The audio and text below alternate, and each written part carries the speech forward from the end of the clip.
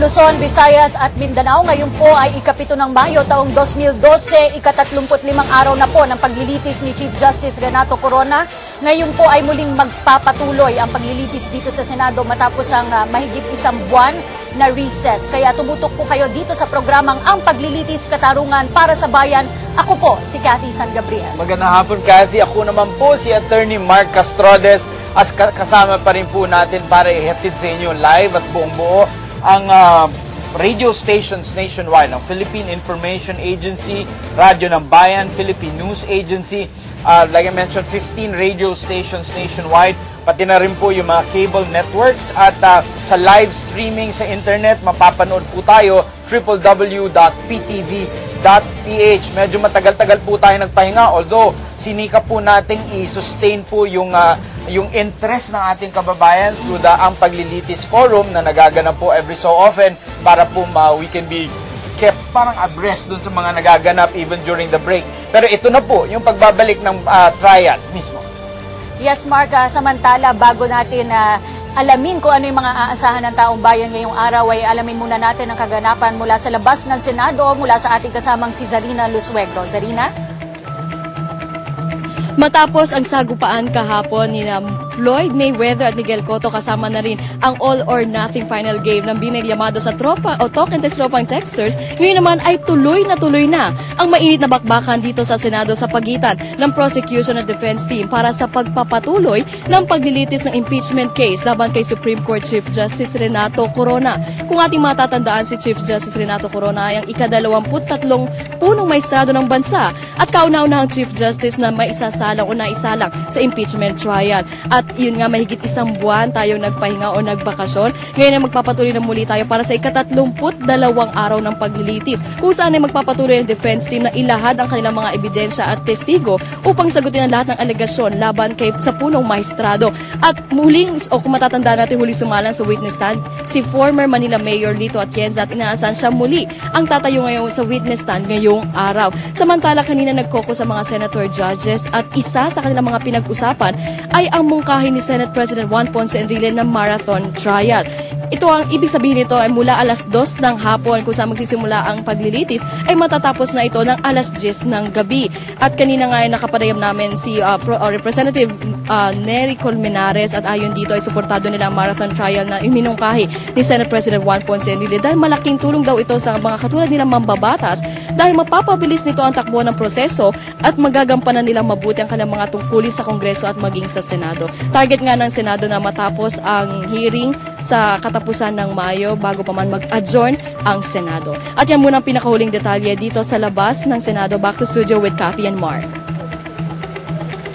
Maraming salamat, Sarina. Yan nga po yung update sa araw na ito. Mukhang may pagbabago, Cathy, sa schedule at the Senate impeachment judges are willing to extend it up to 10 p.m. para lang daw po matapos dahil mag-a-adjourn syempre yung Senado by June 5th, ano? By first week of June at matatapos na itong we'll see how that goes, no? Titingnan natin ngayong araw na ito kung talagang i-extend ito ng mga senator judges. That's right. At before we went on a break, on a long break, nagtapos po tayo sa testimonya ng former Manila City Mayor Lito Atienza, at yun po yung huling kaganapan. We kept it interesting over the break, pero alamin natin paano kaya nila i-resume ito and how will they start strong itong depensa. Kaya mapalad tayo, Cathy, kasama natin Attorney Karen Jimeno. Magandang hapon, Attorney. Magandang hapon, Mark. Magandang hapon, Cathy.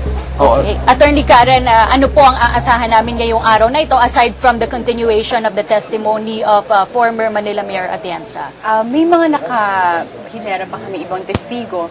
Lahat to may kinalaman sa Article 2 kasi nandoon pa rin nga tayo doon sa tungkol sa SALN, sa mga ari-arian ni Chief Justice Corona at kung paano niya inilahad itong mga to sa SALN niya. Kaya yung mga nag-aantay namin testigo, mga tungkol yan sa mga either ari-arian ni Chief Justice Corona or yung mga tungkol din naman dun sa mga kinita niya para bilhin yung mga ari-arian niya. Over the break, Attorney, mukhang mixed signals na kukuha ng ating mga kababayan. Titistigo ba? Hindi ba titistigo? May mga spokespersons ng depensa nagsasabi baka hindi na kailangan. Meron namang nagsasabing tutugunan namin yung panawagan ng taong bayan. Ano po talaga ang magiging posisyon ng depensa? yun nga, alam namin na nakakainip na dahil hanggang ngayon sinasabi para namin, titignan namin. Pero siguro yung hinihiling lang namin ay yung pag-iintindi rin na this is a trial, no? Kahit na gustong pagbigyan, syempre, hiling ng publiko na umupo siya, titingnan mo naman saan siya dapat umupo. Kasi kung papaupuin mo siya dyan, hindi naman para magkwento lamang. Every time you put a witness sa witness stand, kailangan meron silang specific fact na ipuprove or else parang nagsasayang ka ng oras ng impeachment court. So, sa ngayon, tinitignan kung saan siya, anong matitira na facts na hindi pa, na walang ibang nakakaalam other than Chief Justice Corona. Kasi, katulad na lang halimbawa yung sa Basa Guedote Enterprises. Originally, yung cheque na binayad ng City of Manila, si Mrs. Corona yung tinitignan na dapat tumistigo. Pero nung pumayag si Mayor Atienza na tumistigo tungkol dito, hindi na kailangan pa upuin si Mrs. Corona. So yun yung mga tinitignan. Kung meron third parties na walang interest sa kaso na credible, yun na muna yung unahin. Tapos kung ano yung matitira, yun na lang si Chief Justice Corona. But I think as of now, pag-evaluate ng defense, hindi pa nila nakikita yung need for Chief Justice Corona to testify. Attorney Karen, meron na lang tayong humigit kumulang isang buwan, no? Pero may mga weekend pa tayo. Sa tingin niyo po ba magkakasya itong oras na ito para ipresenta niyo lahat ng kinakailangang ebidensya? I think kasya naman. Lalo na't nung trial break ay inaral ulit ng buong defense team yung kung ano yun yung mga napatunayan ng prosecution, tsaka kung ano yung mga pwedeng makuha sa stipulation of facts, tsaka kung ano yung before, yung sa list of witnesses namin, kung alin doon yung corroborating, yung tinatawag nilang corroborating or karagdagan na lamang doon sa mga gustong patunayan. So kung yun yung susundin natin, binawasan ng defense din yung mga pipresentang testigo. Kaya mukhang kaya naman dahil gusto rin nga nila matapos na maaga. Napansin po namin, attorney, na during yung period na nakalipas na, no, na although inadmit na ng prosecution yung certain facts, like admitted or they stipulate on those facts, pilit pa rin binabasa into the records or pinapahayag sa media dahil nga admitted naman ng depensa that there is the public sentiment aspect of the trial. Magiging ganun pa rin po ba ang strategiya? Siguro kasama na yun. In a regular trial, tama. Kaya minsan, pagka sinabing ang the document is the best evidence, hindi na normally sa trial, hindi na kailangan sabihin yan into the record. But siguro in a sense, sinusundan din namin yung naging strategy ng prosecution. May mga pagkakataon na sinasabi nila in open court yung mga bagay na pinipili nila sa record na gusto siguro nila marinig ng publiko. Ngayon, para rin maintindihan ng mga nanonood, for their benefit din siguro na basahin yung mga ibang bagay na importante, na detalye, para pagka naman nag-press conference at in-explain din, alam nila kung ano yung pinag-uusapan, ano yung namarkahang exhibit, anong testimonya yung hina-highlight, dahil yun yung medyo na may kinalaman nga dun sa halimbawa yung explanation for certain issues. Kung sakasakali po na hindi po umabot dun sa takdang deadline itong pagpipresenta nyo ng ebidensya, syempre po may iba pang factors katulad ng mga pagtatanong ng mga senator judges na maaaring magpahaba dito sa trial. Willing po ba ang depensa na i-extend itong trial beyond the legislative calendar? I think, syempre, walang choice naman yung defense.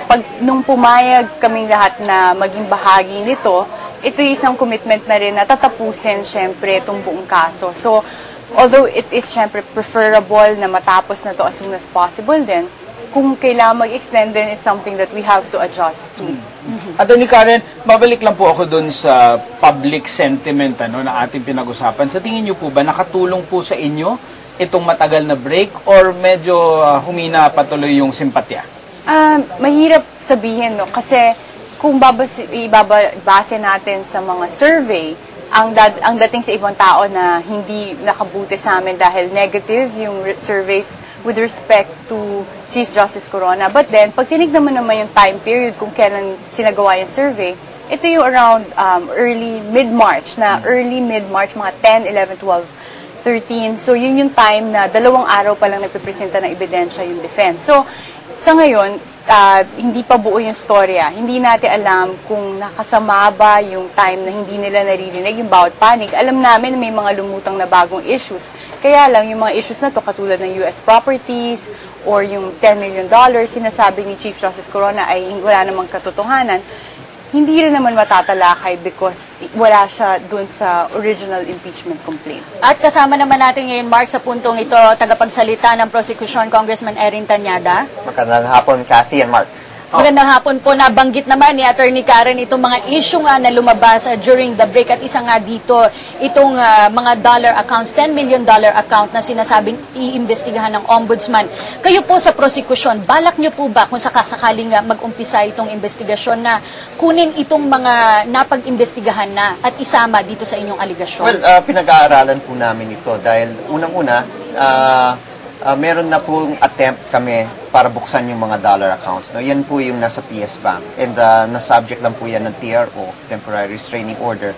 Sa tingin ko nga po yung $10 million account, aggregate total na po yan, na distributed in so many bank accounts. So, para sa amin, importante na itong dollar account, no, lalo-lalo na itong PS Bank, ay mabuksan para mapatunayan natin talaga kung sinasabi ni Chief Justice Corona yung totoo o hindi.